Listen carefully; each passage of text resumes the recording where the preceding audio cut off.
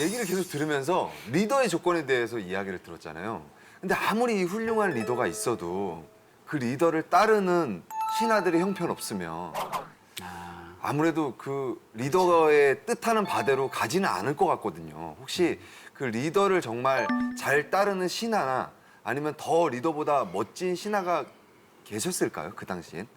좋은 질문인 게 김육 선생님을 좀 소개해 따라해볼까요? 김육 이란 분인데 이분은 선조 때부터 광해군 그리고 인조, 효종까지 4명의 임금을 모실 정도로 오랫동안 공무원 생활을 했던 분인데 굉장히 진보적인 정책에도 찬성을 많이 하고 어떻게 하면 백성들이 잘 살 수 있을까를 연구해서 왕께 정책으로 올리는 분이셨어요. 근데 이분이 뭘로 유명하냐면 여러분 혹시 그 대동법 들어보셨죠? 이거는 학교 다닐 때 주구장창 시험에 나왔어요.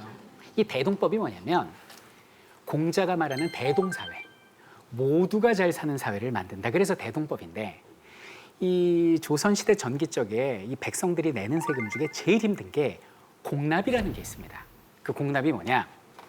오늘날은 뭐 국가에서 필요한 물품, 뭐 펜, 뭐 종이, 뭐 공무원들이 쓰는 물건, 음식 이런 거 필요하면 어떻게 해요?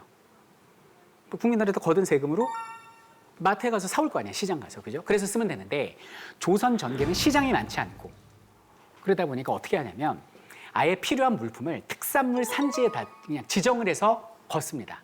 너희 마을은 곶감이 유명하지? 곶감 100개, 사과 100개, 뭐 오징어 뭐 100마리 이런 식으로 걷는 거예요. 이걸 공납이라고 그래요. 집을 가진 사람은 누구나 그 공납을 내야 되는데 자, 전라도 무등산입니다. 특산물 뭡니까? 수박이에요. 이거 임금님 드실 수박인데 어떤 이상한 사람이 호박에다 막 줄 쳐가지고 수박이라 이런 사람들이 있거든. 이거를 악용을 하는 거예요. 그래서 예를 들어서 제가 상주에 삽니다. 꽃감을 가지고 갔어요. 집에 꽃감 많으니까. 공납 내려왔습니다. 그러면 그 관청에는 사또하고 향리가 짜고 이걸 안 받아요. 제 꽃감을. 아, 그거 안 받아. 왜 안 받아요? 그럼 허영 거 묻었어. 당이거든요. 아니야, 그거 곰팡이야. 안 받아. 그럼 어떻게 해요? 저기는 저 김상중이라는 상인. 저 김상중이라는 상인이 취급하는 꽃감만 우린 받아. 그 꽃감도 있더라도 이건 됐고 김상중한테 가서 꽃감을 사다가 관청에 바쳐. 이게 박납이에요. 그럼 저는 꽃감이 있음에도 불구하고 똑같은 꽃감 사러 여기는 김상중 상인한테 왔네요. 상인한테 물어보니 김상중 상인이 얼마에 파냐. 똑같은 꽃감을 100배의 가격을 받고 팝니다. 사료에 나와요. 80배에서 100배까지 받아요. 그 어떻게 해? 세금을 내야 되니까 울며 겨자 먹기로 100배의 값을 치르고 꽃감을 사다가 관청에 냅니다. 그러면 거기서 남은 어떤 이익은 상인과 사또 이런 사람들이 나누는 거죠. 이게 박납, 공납의 폐단이에요. 이거 아니잖아요.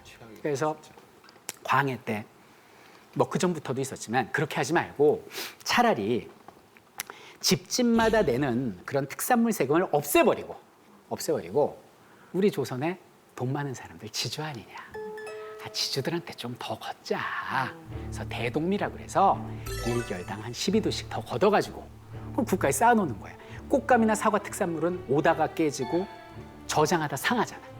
근데 예를 들어서 쌀로 걷거나 뭐 동전이나 이런 걸 걷으면 썩지도 않잖아요, 잘. 갖고 있다가 국가에서 꽃감 필요하면 특산물 사진 가서 사오. 이렇게 하면 될 거 아니냐. 지주만 조금 더 부담하면 백성도 살고 국가도 튼튼해진다. 이게 대동법이에요. 근데 이게 너무나 진보적이다 보니까 지주들의 반발로 전국적으로 시행되는데 100년이 걸려요. 근데 그 전국적으로 시행을 하게 하는데 결정적인 역할을 했던 공무원이 바로 김육입니다. 그러니까 이 방송을 보시는 학생 여러분들 제가 막판 정리해 드릴게요. 시험 포인트, 균역법 나오면 영조라는 거 기억하시고 정대마도 교서 나오면 그건 정답이 훈민정음, 세종의 업적이라는 거 기억하시고 대동법 나오면 김육을 찍어라. 여기까지 하겠습니다.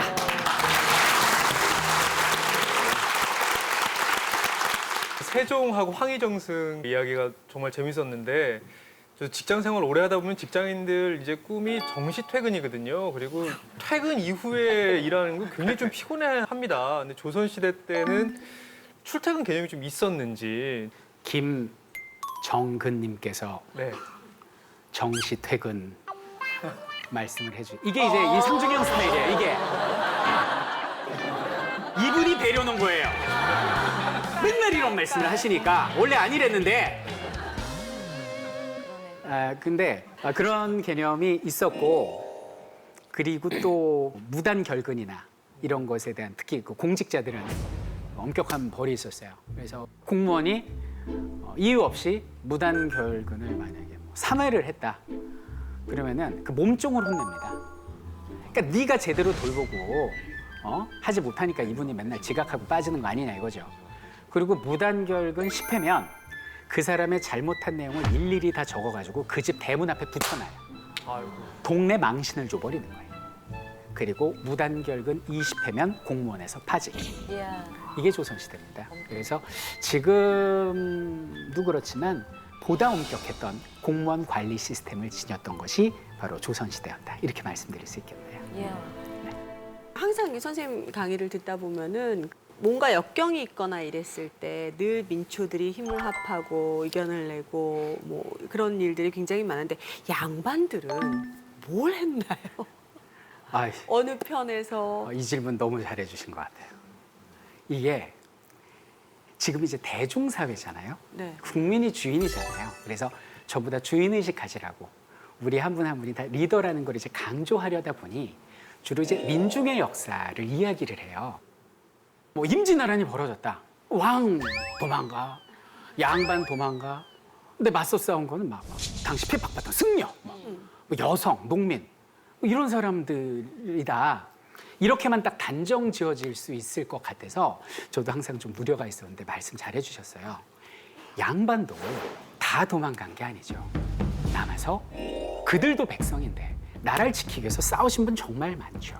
예를 들면 임진왜란 때 홍위 장군, 곽재우. 그러니까 임진왜란 때 의병은요 양반들이 이끈 거예요. 의병이 백성이고. 그러니까 양반들이 진두지휘를 했고, 또 곽재우와 함께 싸웠던 분이 김성일이라고 혹시 아십니까? 사절로 일본에 갔다가 돌아왔어요.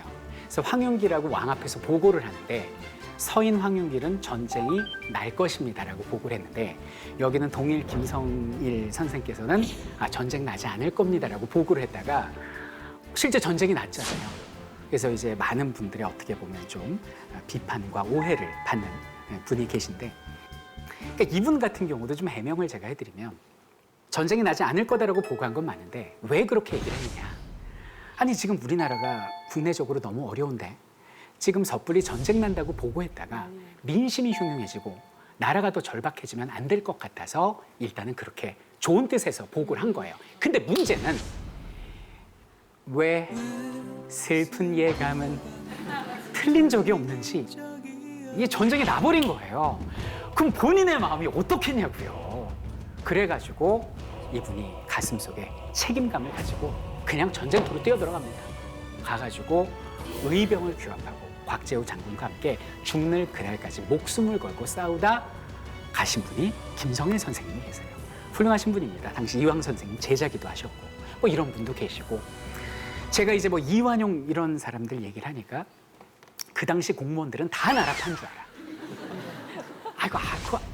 그때 을사늑약 맺었을 때 민영환 선생께서는 스스로 목숨을 끊음으로써 비분강개함을 보이셨고, 또 면암 최익현 선생님 같은 경우는 의병을 일으키십니다. 그래서 대마도 스시마로 끌려가요. 그래서 더러운 일본인들이 주는 물과 밥은 먹지 않겠다 그러면서 가부좌 딱 틀고 거기서 병사하십니다.